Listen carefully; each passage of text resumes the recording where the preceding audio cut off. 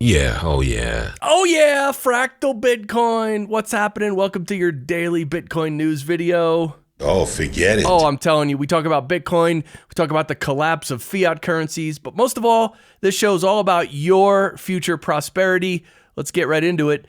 The Bitcoin price right now, 63,655. You can see today is a red day. We've come down from the 65, 66K range. So we've come down a couple thousand, 2,500, 3,000.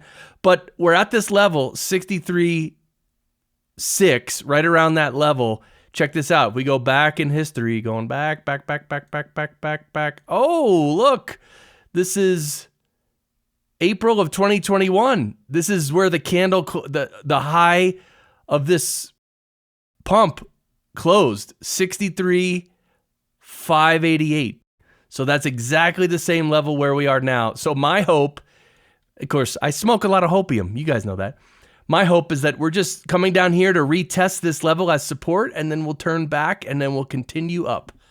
That's what I'm thinking. But yeah, I will tell my grandchildren these were the chart fights about Bitcoin at 58K. Yeah, 58K. Why is 58K like just a level that we always go back to? Who knows? Maybe we'll go back there this time too. I don't know. But yeah, Bitcoin's only hours away from confirming a successful quarterly retest. Yeah, because today marks the end of the quarter. It's the end of the month. Yeah, today's September 30th. So tomorrow's October 1st. And October 1st is the start of the fourth quarter. So look, this is our third quarter candle.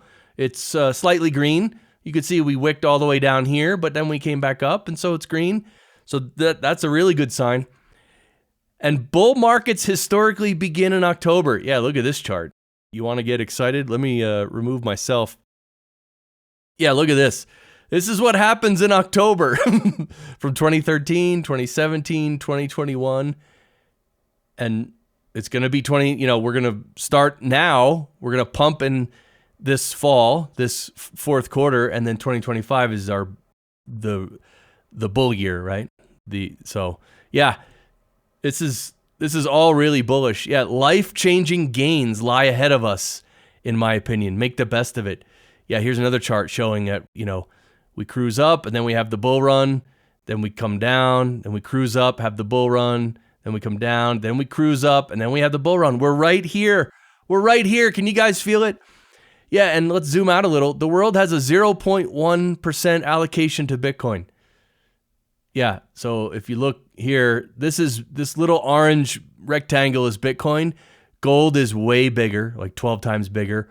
Even art is 18 times bigger, 18 trillion. Then you have equities, 115 trillion, real estate, 330 trillion, bonds, 300 trillion, and money, 120 trillion.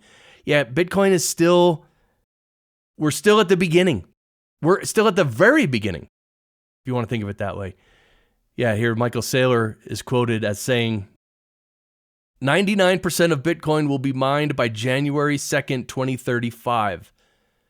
We're currently at 94% with about 1.2 million supply left to be mined. Yeah, so this is just showing you the level. I'll remove myself. This is the percentage that's been mined going up here, and this is the actual number of Bitcoins that are being mined. It keeps going down. But I thought this was very interesting. 99% of Bitcoin will be mined by January 2nd, 2035. Now that's 99%. That's crazy. And it's going to take another 105 years to mine that last 1%. But we're currently at 94%. So, all things considered, not a bad time to buy Bitcoin and get in, right? We still got a lot of upside. All right, this is regarding mining. This is Ocean Mining. They're introducing Datum, decentralized alternative templates for universal mining. And there's a video here. And apparently this whole thing, and even Ocean as a company, they're a mining company. It's like, and they have a mining pool, which if you have a Bitcoin miner, you can sort of put your hash toward their mining pool, and then you get the rewards when they mine a block. But yeah, this whole thing about decentralizing mining is very interesting because there are several big mining companies that are becoming very, very big and powerful. And and that's not, oh, I just realized I'm not on the screen. And that's not very good for Bitcoin. Bitcoin mining should be as decentralized as possible. It shouldn't be just a few big companies doing it, because then it becomes more centralized. And then those companies have more control in some ways. So yeah, we just have to be careful of that. So good on Ocean. And yeah, you're not buying Bitcoin, you're selling fiat. Now look, this may seem a little weird. This may seem, I don't know what this seems, but this kind of twisted my brain around, right? Like, I mean, you are buying Bitcoin, but the more important thing is you're selling fiat, because fiat is just going to be going down and becoming more and more worthless. And that's only accelerating. So yeah, here's Michael Saylor again. I'm not going to play the clip, but he says, when I'm gone, my stock, my shares, my assets flow into a public charity whose mission is to support Bitcoin and the adoption of Bitcoin forever. Yeah, he actually said he has no family. He has no one to, pass down his wealth. So he's just going to put all his wealth into a public charity to support Bitcoin. That's crazy. I love it. I mean, right?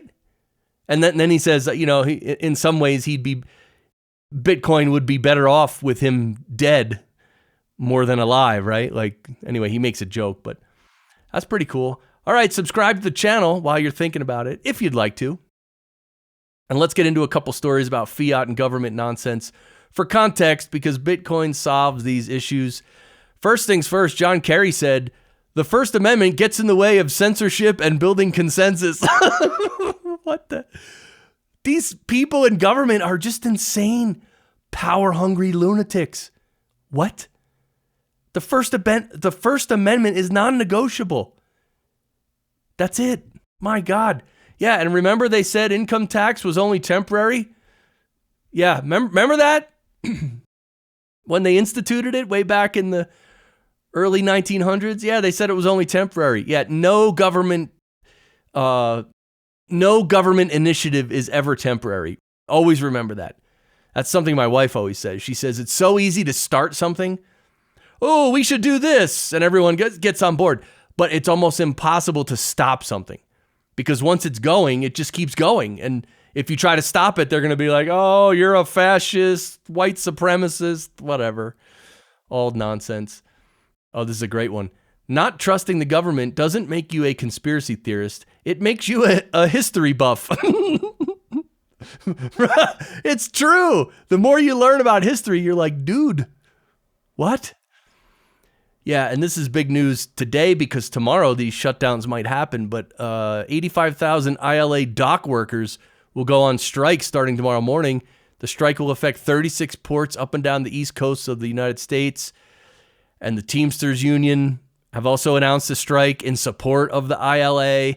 So this would be huge. This would disrupt supply chains. And here, this is just a map of, like, you could see this is the east coast of the U.S., Delaware River, Boston, Baltimore, New York. You could see all the ports that would be affected by this. This is not good. This is like, I mean, it's just like these, I don't know. Everything with regards to the government is so mismanaged. They're doing so much more harm than good.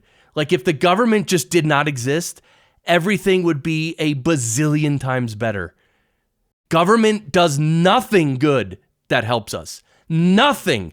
And I challenge you in the comments, put something that you think the government does better than we could do ourselves. My God. And also, Americans need to be particularly vigilant from October 2nd to October 12th, warns a 9/11 whistleblower and FAA security agent Brian Sullivan. The 1-year anniversary of October 7th is occurring between the Jewish holidays of Rosh Hashanah and Yom Kippur, when Islamic terrorists would want to strike. So first of all this is insane, but this is all escalating. The U.S. is sending troops over to the Middle East. Like, everything is escalating. Israel's bombing Lebanon, and this is going to be bad. And from now to the election, in fact, you know what? I'm going full screen on this. Guys, I have a feeling, I just have a feeling, between now and the election, things are going to get so ridiculously insane. I mean, on many, many fronts. We're going to have a war. We're going to have supply chain disruptions. They're probably going to roll out monkeypox, whatever. Like, seriously, I can't imagine what's going to happen. They're probably going to try to take out a certain candidate. Like the next 2 months, or what is it now? Actually, it's like 5 weeks. The next 5 weeks could be the most insane 5 weeks like in human history, right? Oh, I hope not, but geez, man. These people who are in charge are just corrupt idiots. Yeah, and PayPal, by the way, which is a company I hate. I don't use PayPal anymore. I got off that trash platform. They're updating their terms of service to let themselves give your data to merchants. Yeah, starting in November. And they're banking on people not knowing how to opt out. So to opt out, if you do use PayPal, go to settings, data and privacy, and manage shared info and personalized shopping, and toggle that S off. Yeah, so first of all, if you can deal without PayPal, just get rid of PayPal. They're just garbage. They're woke corporation, just garbage. All around garbage. And of course, the show's about Bitcoin. Hello? We need to move toward a Bitcoin standard. But I know some people in their business, they're using PayPal and like their website. They might use a plugin on their website that you can only use PayPal. I get it. But if you are on PayPal and you can't get off right away, start making your exit plan. Yeah, and this is great. Here's a line full of people for pills and surgery, and here's a line right next to it with no one, and it's for lifestyle change. Yeah, this is the modern world. Everyone just wants pills and surgery. I saw this commercial the other day with these women with Botox and stuff. All their lips are puffy, their face is puffy. It's like, what are you doing? No one likes that. No one. That's stupid. One woman was like, oh, I got it in my shoulders. What? Anyway, the point is, lifestyle change is where it's at. Fix yourself. Work on yourself. Proof of work. You can do it. And cheers to everyone who does their own research. In the age of information, ignorance is a choice. Right? So that's what we do on this channel. That's probably why you're watching. Because you and I are the same. We're doing our own research. We're figuring all this out together. So thank you for everyone who comments, everyone who adds to information in the comments. I love it.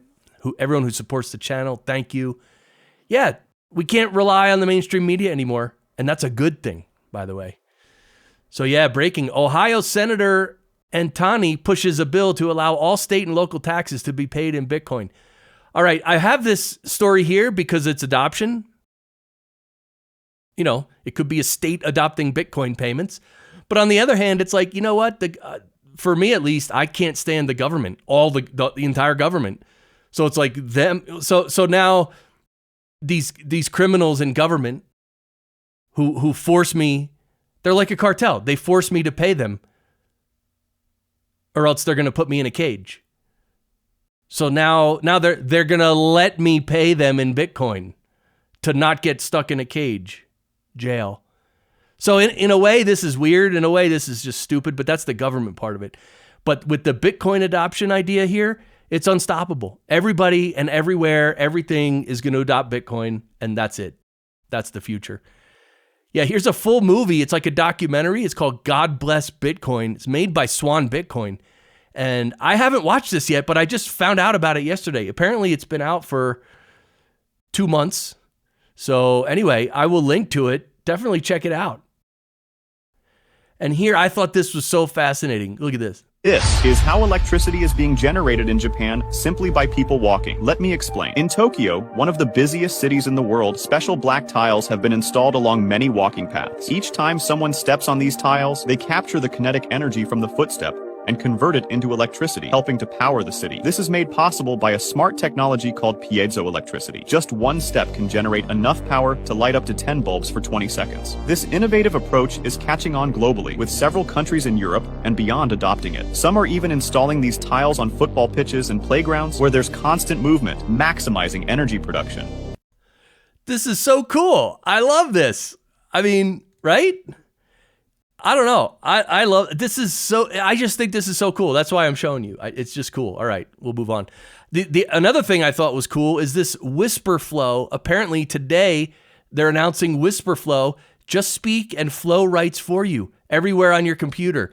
No BS, no waitlist. Feel the magic. Flowvoice.ai. And yeah, you can get it for free, I guess, or try it. But it's Mac only, and I think it's computer only. I don't think it works on iPhones. So it's Mac computer only for now. But anyway, the reason I'm showing you that I was excited about things like this is because like typing and even typing on a mobile phone, that's like such a big bottleneck for productivity, right? If you could just talk, I always think of this because I'm an audio guy.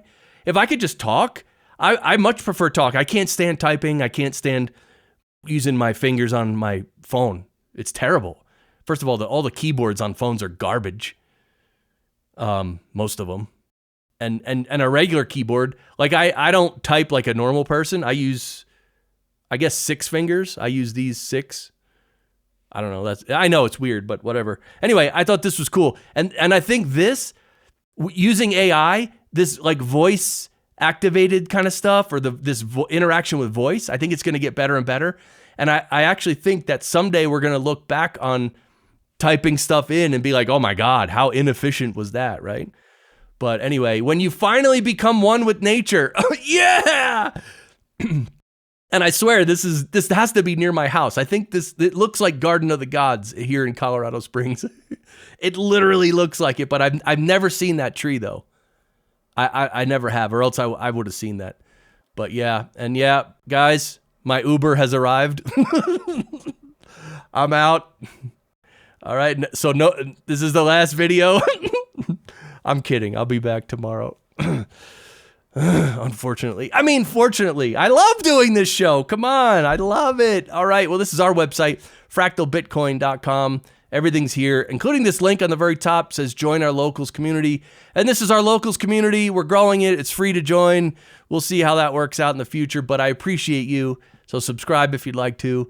And yeah, I hope this fall, hopefully this fall is really good for Bitcoin, but I think in terms of politics and social stuff and war, I think this fall is going to be insane. I hope not. But anyway, I wish you the best. Let's keep focused. Let's keep learning. Let's stay on the ball and let's make good decisions. And that's it. And we'll build the best life for ourselves, right? And our families. So, all right, that's it. I'll see you tomorrow for tomorrow's Bitcoin news video. All right, bye.